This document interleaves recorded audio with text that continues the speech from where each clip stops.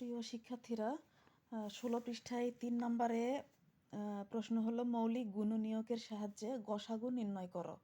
আমরা 1 নম্বরে লসাগু নির্ণয় করেছিলাম, আজকে আমরা গসাগু নির্ণয় করব। সংখ্যাগুলো কি কি? ক নম্বরে সংখ্যা আছে 15, 25 আর 30। 15, 25, 30 এই 3 সংখ্যাকে আমরা প্রথমে ভেঙে দেখব যে কি ভাঙলে কি কি সংখ্যা আসে। তো 15কে আমরা 3 দিয়ে ভাগ দিয়ে হলো 3 5 15, এখানে আসলো 3 আর 5।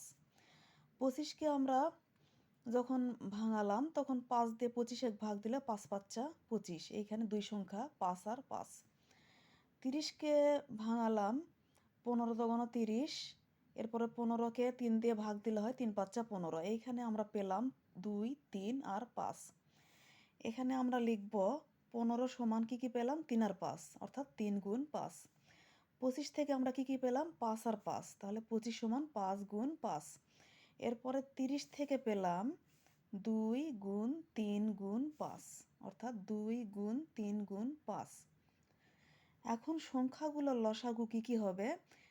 আমরা গসাগুর ক্ষেত্রে সবচেয়ে কম সংখ্যা যেইখানে যেই কয়টা সংখ্যা থাকে আমরা সেই সংখ্যাগুলো নিই, কিন্তু গসাগুর ক্ষেত্রে সম্পূর্ণই আলাদা, যতগুলো থাকবে ততগুলো নিতে হবে। যেমন এইখানে 2 আছে একটা, আর কোথাও 2 নেই, তারপরেও লসাগুর ক্ষেত্রে কিন্তু 2 এক জায়গায় থাকলে অন্য জায়গায় না থাকলে এটা বাদ দিতে হয়, কিন্তু গসাগুর ক্ষেত্রে। কিন্তু লসাগুর ক্ষেত্রে একটা থাকলে একটাই নিতে হবে, তাহলে 2 একটা আছে, একটাই নিলাম। এইখানে 3 একটা করে, তাই গুণ 3 একটাই নিলাম।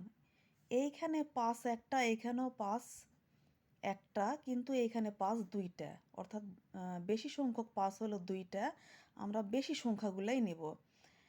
এইটা লসাগুর ক্ষেত্রে হয় না, লসাগুর ক্ষেত্রে অল্প সংখ্যা নিতে হয়, আর গসাগুর ক্ষেত্রে 2টা থাকলে 2টাই নিতে হবে, একটা না 2টাই নিতে হবে। তাহলে 5 গুণ 5, তাহলে এখানে গুণ করলে কি কি হবে?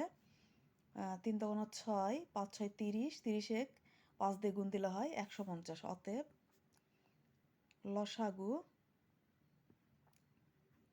সমান 150।